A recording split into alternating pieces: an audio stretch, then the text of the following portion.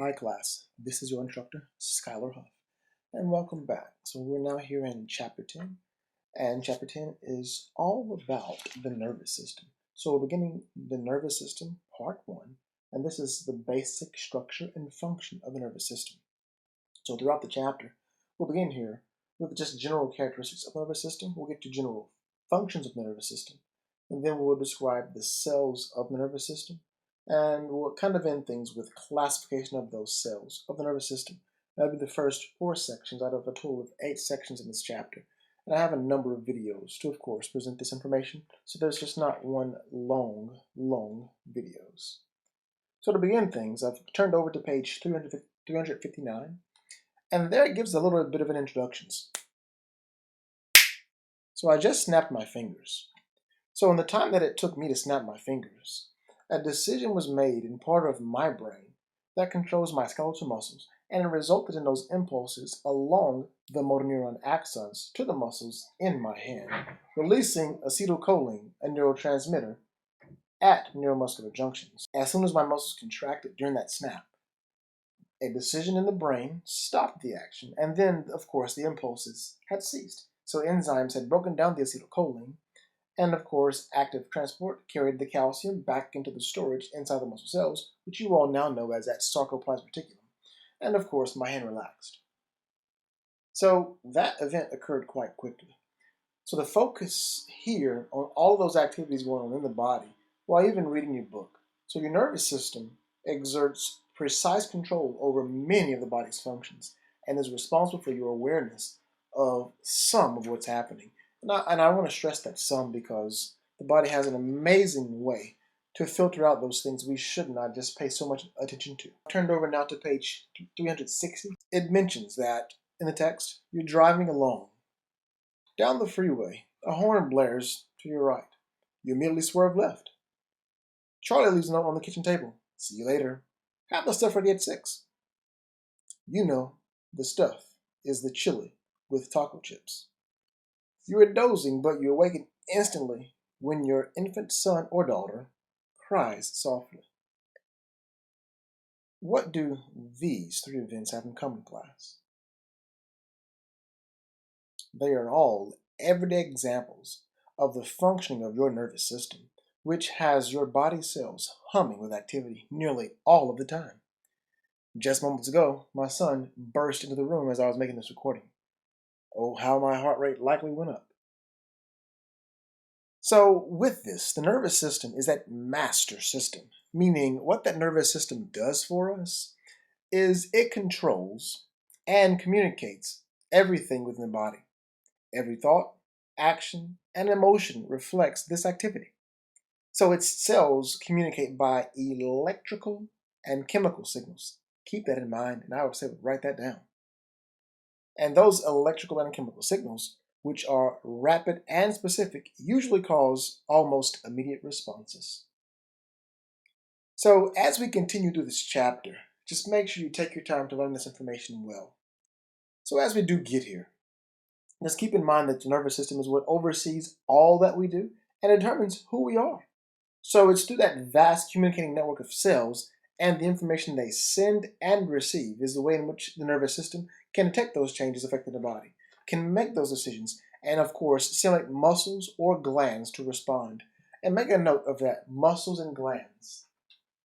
I say muscles and glands because those those are the effectors. I say again, muscles and glands are those effectors. Keep it in mind. So as I continue on, I'll get on down now to how our nervous system takes information in.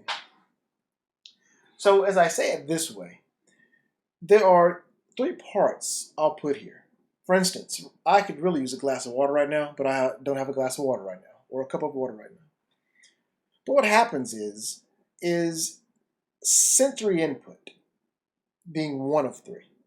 So your nervous system uses its millions of sensory receptors to monitor changes occurring both inside and outside of the body.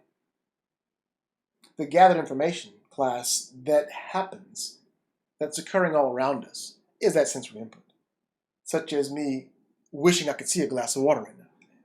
The second of 3 is integration. So with integration, It's that nervous system processing and then interpreting that sensory input. Thereafter, of course, it decides what should be done at each moment. So that's the definition of integration. And thirdly and finally, class, is motor output. So motor output is when that nervous system activates effector organs, notice I just mentioned this, your muscles and glands, to cause a response. And that is, class, known as motor output. So as I've given all of this, I have just one more example. And this example is you are driving and you see a red light ahead. That is sensory input by definition. Your nervous system integrates this information and your foot hits the brake, the motor output. So through all of this, it's happening all day, every day. So with what's coming up next, let's now begin with neurons. So the neuron, class, I call that neuron to be, or that nerve cell, as it's also referred to, it's that structural unit of the nervous system. I repeat, the neuron is the structural unit of the nervous system. So as I put it that way, the second of two types of cells is going to be called neuroglia, or a glial cell. And those are support cells of the nervous system.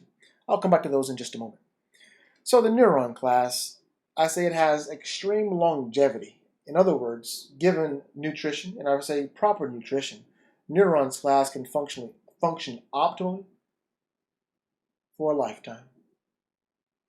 Now, if you think back with me, I mentioned in a chapter long ago when I taught you all about cells and the cells' ability to divide. I mentioned that cells can divide an approximate 100 times. And then, of course, they die and they are replaced by the process of mitosis. Well, keep in mind here, class, we're, of course, in the nervous system. And these cells are amitotic, i.e., they do not divide. So let's go to the brain. I haven't quite gotten that far, but the brain has been defined as being a ball of neurons. Go backwards just a second. I just mentioned, class, that these cells, known as neurons, have extreme longevity. In other words, I just stated that they can function, class, optimally for a lifetime. They are not replaced, class. Amitotic cells. So that brings me to my next point. So neurons, class, are amitotic in that these neurons, as they assume those roles that they have, they lose their ability to divide. So with that, if that cell, class, has been lost, it cannot be replaced. That's why I all the time teach, class, later in the later chapter, being chapter 11, time lost, class, is brain lost. I'll get to that again later on. So there are a couple of exceptions. So one exception of which is olfactory epithelium. It is replaced. And even some hippocampal regions of the brain are replaced because they contain stem cells. But otherwise, by and large, class, neurons are amitotic. And the third and final piece, class, I'll add to this is that neurons have an exceptionally high metabolic rate and require continuous and abundant supplies of not just oxygen, class, but also glucose. So our nerve cells require copious amounts of glucose and oxygen. Hence, class, they can only survive a few minutes without oxygen. So let's get down to neuron structure. And this continues on in that third full paragraph, class, on page 360. So the neuron, as it is in structure, it has, meaning they all have a cell body. And with that cell body, it's there with dendrites. So as I'm describing this, I hope that you all are drawing this. And if you're not drawing this, I say, as I describe this, class, draw this. So we have this neuron here. And the neuron is composed of neuron processes or neuronal processes. And they include things such as the dendrites. So the dendrites are the receptive region of the neuron. And in case you're not with me, these are dendrites. Dendrites, class, I say again, are the receptive region of the neuron. So they receive those signals or the other signals. And as those signals come in, the dendrites convey that incoming message toward what is known now, class, as the cell body. So these electrical signals here are not typical, or at least not necessarily called action potentials yet. What they're known as are called graded potentials. So nextly, with what comes within, meaning after leaving the dendrite, we then, class, get to what is known as the cell body, which I mentioned, class, there just moments ago. So within the cell body is the chromatophilic substance, or Nissl bodies, as I learned them a long time ago, as well as the nucleus. So here in that cell body is where, of course, that DNA is located. So as I've gotten there, I'll continue on.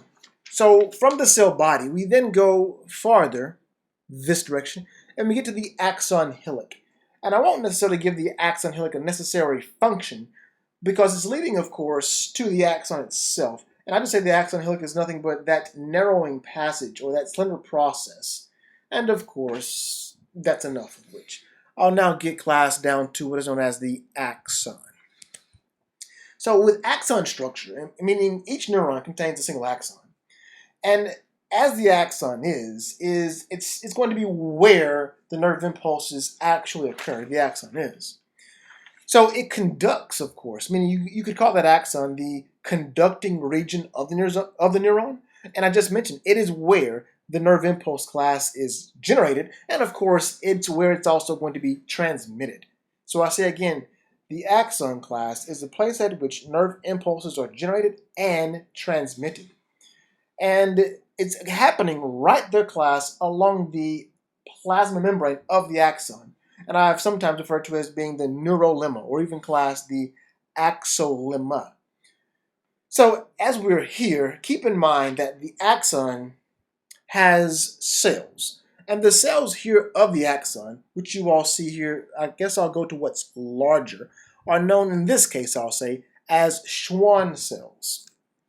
Schwann cells are right here, and they wrap around the axon of these neurons. So typical of which is that these axons, class, create the myelin sheath.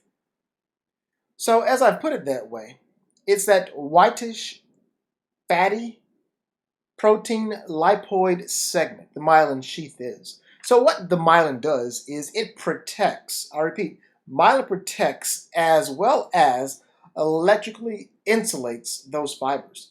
And that's not just it. Not just to protect and insulate the fibers, but it also, class, increases the transmission speed of nerve impulses. And when I say it's fast, oh, it's quite fast. So this is now giving you all a brief introduction to neuron structure. So now I'll get back to where I left off. So now I'm back to neuroglia, or at least what are known as support cells of the nervous system. And I mentioned earlier those glial cells, or neuroglia, are here to support. So I haven't done a lot with this yet, but they are here, class, to nourish neurons, and they play a role in helping maintain the blood-brain barrier, which I'll get to here, class, shortly. So up next, class, are divisions of the nervous system. So if I were you, class, what I would say is to, if you have your paper there, turn your paper sideways, or make it into, I guess what it's called now, landscape. And in the center, please write down nervous system. So now, having written nervous system, draw of course, a vertical line in the middle of that, maybe between the S of nervous and the S of system, and then draw a line that's lateral connecting that vertical line, and leave more space to your right-hand side than to your left. So on the left-hand side, please write down, of course, the first of two branches being the central nervous system. With that, right beneath where it says central nervous system, or brain and spinal cord, because that's one of two divisions of our nervous system. It's called the brain and spinal cord that make up the central nervous system. Now that second of two arms beneath the nervous system, class, as you see it here, will be known as the peripheral nervous system. And then beneath that, in parentheses, please write down cranial and spinal nerves. So beneath where you wrote cranial and spinal nerves, beneath where it says peripheral nervous system, please draw a vertical line in the middle, and then to the left and the right of that, meaning draw a horizontal line. And now on the left-hand side, draw your first leader for the first of two divisions of the peripheral nervous system. So I'll call this the sensory division of the peripheral nervous system. So in parentheses beneath this includes your and my sensory receptors. So add this little description class to that, meaning beneath that, even in brackets, you could say. So write down that the sensory division that is made up of our sensory receptors, that it conveys sensory input. It conveys sensory input to central nervous system via peripheral nerves. Now, let's get to the right-hand side for the second of two. And this would include, or this does include, class, the motor division of the peripheral nervous system. So to help you out, I kind of wrote in the margin there that we take impulses, class, from the central nervous system. And there will be, class, going to this motor division. So to make sure you grasp what I'm getting at, class, I just wrote down, or at least you just wrote down, that the sensory division containing our sensory receptors conveys sensory input to the central nervous system via peripheral nerves. Hope you now can see the connection, class, of us going toward the central nervous system, class, by way of our sensory division, and by way of the central nervous system, class, toward the motor division, our impulses, class, flowing. So between the R and the D of motor division, class, please put a vertical line, and then draw a horizontal line, class, beneath that, and we'll further divide the motor division into two separate divisions. So the first of two on the left-hand side is the somatic nervous system, and the somatic nervous system, class, includes skeletal muscles. On the right-hand side, class, please write down autonomic nervous system as being that second of two divisions of the motor division of the peripheral nervous system. And after you've written down autonomic nervous system, beneath that, in the center, draw a vertical line, and then draw a horizontal line, class, beneath that. And we have, class, three things to add. And this will complete, class, your chart. On the left-hand side, the first of three is smooth muscle. I think you know where I'm going. The second of three, class, in the middle, should be cardiac muscle. And the third of three, class, on the far right-hand side, is glands. So what we've done now, class, is gone through all of the divisions of the nervous system. If you can learn this small chart, I know it's not a lot, but if you can learn this small chart, class, and make sense of this chart, I would say it will give you a good basis, class, for understanding as we continue forth in the chapter. So this, of course, is what's from the textbook, and I like this, but the one that I hope that you all just wrote down as I explained it to you is a lot better in class than this one. So clinical application, class 10.1. So with this, take your time to read through it, class. It's about migraines, and I can't say that I know a lot about migraines. And I've had students in the past to say that they experienced migraines or have experienced a migraine before. I just don't know a lot about them. But I will say this way, they can be quite debilitating. And they happen, class, typically, of course, in one area, in waves of nausea, making shimmering images in the peripheral visual field, call that aura, or making that person, class, be extremely sensitive to light or sound, or even both of those. So there could be, class, environmental triggers to this, or even, class, those things that, of course, we do. And a lot of times, class, it will be, of course, affecting, class, a woman, and it says women, class, are affected in ages 15 to 55. And many times a woman experiences that migraine just before menstruation, class. The migraines, they last from anywhere from 4 to 72 hours. And I cannot say I've experienced a migraine. However, when I have experienced, class, a headache, and I know you all may talk about me, I can say, class, that the headache is likely almost unbearable to myself. So I could not imagine, class, what a migraine feels like at the moment. But with this, class, a good first approach is to identify triggers to, of course, what causes the migraine, and to help avoid those triggers, if, of course, you can identify what those triggers are. To treat this, of course, it could very well be that triptans can be used. But the very same way, triptans could also constrict more blood vessels than others and pose a risk. So they could also use, class, transcranial magnetic stimulation, which, of course, has been found to help. And it just depends on the person and what treatment helps the most. So other drugs have been, of course, used that were used for something else, meaning repurposed drugs such as antidepressants, anticonvulsants, and even class drugs used to treat hypertension, such as the calcium channel blockers, or even class the beta blockers. We'll learn more about those in the last chapter of the course. So I'll now go back to where I left off earlier class with classification of neuroglia, or glial cells. So as I've gone back here, please make sure, class, you take your time as I go through this, because I would hate for you to miss anything. And if you happen to miss anything, just click pause and, of course, rewind, and then, of course, start yet again. So let us continue on now, class, with where we are at neuroglia. So I mentioned earlier, class, that glial cells have a number of functions. So with all of those functions that are included, please also keep in mind that those glial cells do more than just support. Because if it were just to support, well, that would be quite simple. So now let's continue on, class, with the neuroglia, or at least glial cells of the central nervous system. And I'll do this, class, not so quickly, but I'll make it concise.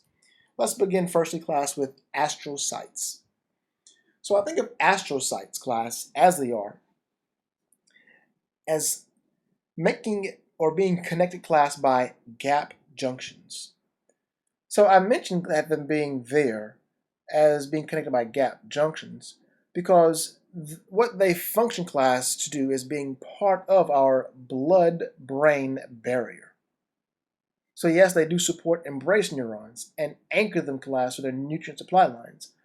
But many, many times, class, they help, class, and of course, by keeping up with our blood-brain barrier and even connecting the neurons, class, to blood vessels that exchange nutrients and growth factors. Up next, class, are, it says microglia or microglial cells.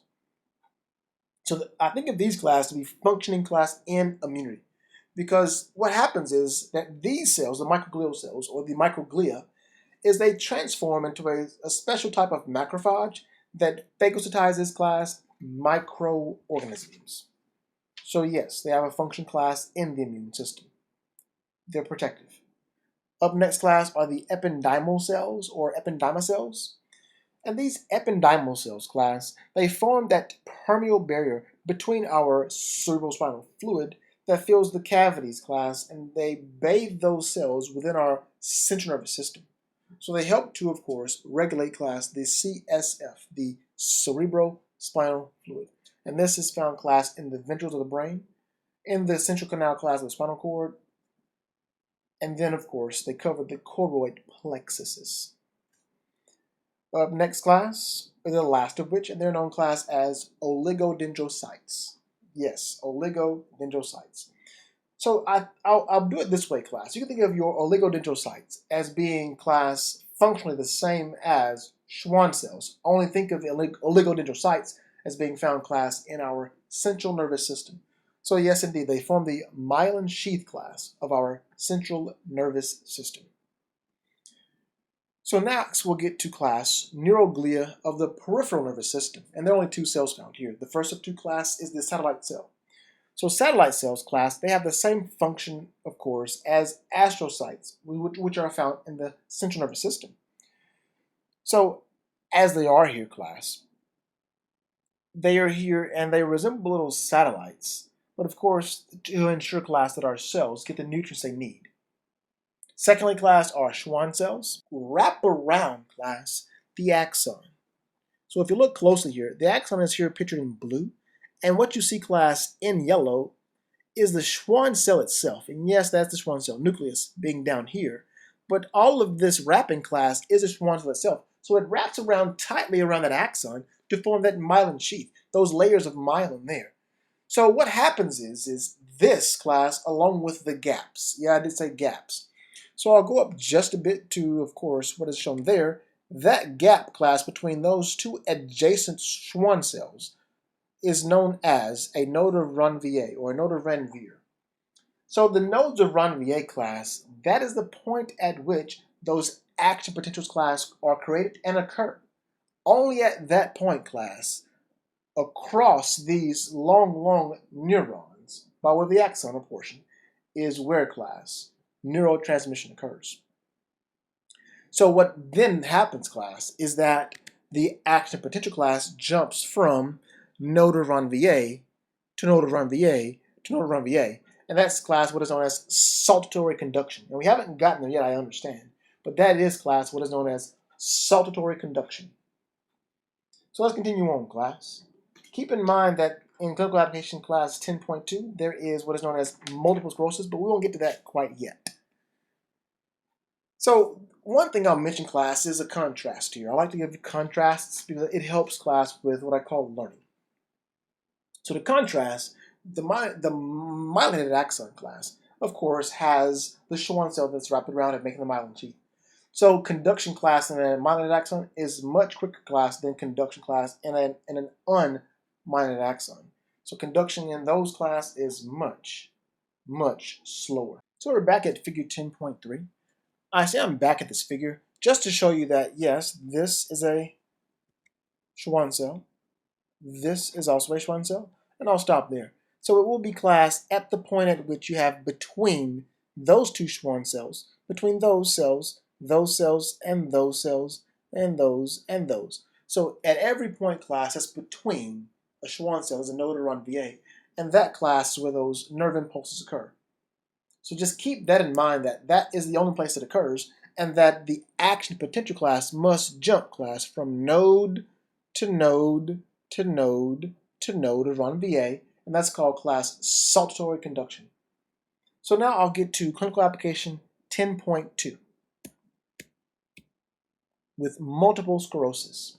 So this, class, is a disorder of the central nervous system that affects an approximate, class, 2.5 million people worldwide, and an approximate, class, 400,000 people in North America. So in addition to overt nervous system symptoms, someone affected by this, class, disability experiences problems with mood, such as depression and fatigue.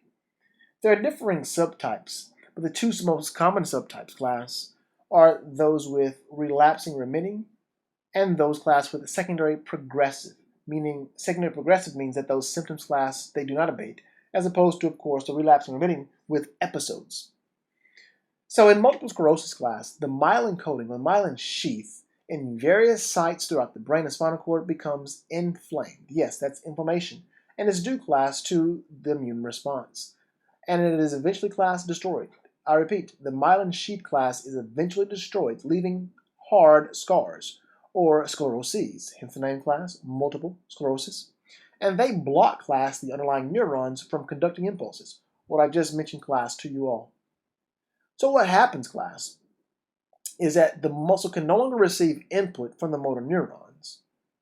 And of course, those muscles stop contracting, and eventually, class, atrophy sets in, which of course is from our last chapter we learned about, chapter 9. So the symptoms, class, reflect, of course, the specific neurons that are affected, and even short-circuiting, class, in the brain, fine coordination in one hand, or even, class, in another part of the brain, malfunction, class, the neurons that alter the vision. So the first symptoms, class, include blurred or double vision, or even, class, weak and numb limbs that make walking and standing difficult for that person.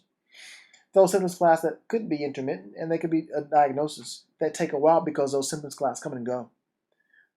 So repeated, class, magnetic resonance scans can help track the development of those lesions, and of course a diagnostic, class, workup for multiple sclerosis may be needed, including, class, a lumbar puncture to rule out, class, any infection. So with this, what happens typically is about 70%, class, of those affected individuals first experience those symptoms between ages 20 and 40. And the earliest known age, class, of this is at 3 years of age. And the latest known is at 67 years old. So some individuals who are affected, class, eventually, class, become paralyzed. And women, class, are twice as likely to develop multiple sclerosis as men. And many, class, meaning it may develop when particular infections of certain individuals stimulate our T cells in the periphery, class, which then cross the blood-brain barrier. And here these myelin-reactive T cells attack the myelin-producing cells, and they flood the inflammatory molecules by stimulating, class, other cells to produce antibodies against myelin. That's it by definition, class. That I repeat, That's it by definition, class. When, of course, it's an autoimmune condition. A virus may lie behind the misplaced immune attack that is multiple sclerosis. And evidence includes the observations that a viral infection can cause repeated bouts of symptoms and that multiple sclerosis is more common in some geographical regions, such as those temperate zones of Europe, South America, and North America, than others, suggesting a pattern of infection. Some people, class, have such mild symptoms that no treatment is required, and in others, class, drugs help manage the symptoms, and the drugs tend to decrease bladder spasms and can temper the problems of urinary urgency and incontinence. So most relaxants ease stiffness and spasms. So several drugs used for long-term treatment of multiple sclerosis, and one of which called the beta interferons, are immune system biochemicals that diminish the intensity of those flare-ups. Structural classification of neurons. Quickly, I'll do this. The unipolar neurons, class, have one process. So the cell body is in a ganglion, class, and they're sensory. The bipolar neurons, class, have two processes. You find these, class, in the nose, ears, and eyes. And most neurons, class, and the one I've been showing you, class, are multipolar neurons with many processes, many neuronal processes. And these are most neurons, class, of our central nervous system. I'll end this portion of the lecture overview, class, with the functional classifications of neurons. Now this, you better know. Sensory neurons, class, to keep it brief, they have, or known as afferent neurons, as I mentioned, class, not many minutes ago. In other words, class, these are the ones that send information, class. They send those impulses toward the central nervous system. So they're conducting those impulses, class, away from the peripheral body parts into the brain or spinal cord. So at the distal end. So the dendrites of these neurons are specialized and they act as sensory receptors that detect changes in our outside world, such as our eyes, our ears, or touch receptors, class, in the skin, or even, class, in the body, for example, temperature, and even, class, our blood pressure receptors, baroreceptors. And when sufficiently stimulated, class, the sensory receptors trigger impulses that travel, class, on sensory neuron axons into the brain and spinal cord. Up next, class, is the interneuron. So the interneuron, class, to make this pretty simple, is going to be, excuse me, where you would have, coming into it, class, an association neuron, which is, of course, what I learned about it a long time ago. So they're that link, or at least if not that link, they're just, class, they lie within the brain or spinal cord. I'll say again, you find, class, interneurons in the central nervous system. So there would be that relay, class, relaying information, class, from one part of the brain to the other. So they're called association neurons. Next up, class, is the motor neuron. And the motor neuron, class, is a multipolar or efferent neuron. So they carry these impulses away from the central nervous system. So as it happens, class, these impulses leave out of the brain or spinal cord to effectors. For example, class, when motor neurons stimulate muscle cells, the muscle cells contract. When motor neurons, class, stimulate glands, oh boy, there it is again. I said muscle cells or glands, class. The glands release secretions. Motor neurons, class, of the somatic nervous system that controls skeletal muscle contraction are under voluntary conscious control. Those under cardiac and smooth muscle contraction and secretion of glands are parts of the autonomic nervous system and are largely, class, under involuntary control. Class, this is why I taught you the things I gave you all prior to now, because it is majorly important to understand this now, prior to us getting, class, to chapters 12 and 11 respectively. So just keep in mind, class, that I just gave you, class, the sensory neuron or the afferent neuron. We then, class, got to the interneuron or association neuron, and we just ended things, class, with the motor neuron or efferent neuron. And this is, class, also the very reason that I taught you all back when we learned about negative feedback, about the afferent pathway, if you can remember that, make that connection, and that efferent pathway. Please remember, class, to make that connection. So this has been your instructor, class, Scholar Huff. Please take notes well, and please ask questions. Call me, email me, stop by. So thank you all for listening, and please, class, go on to part 2, and even, class, part 3 of this lecture.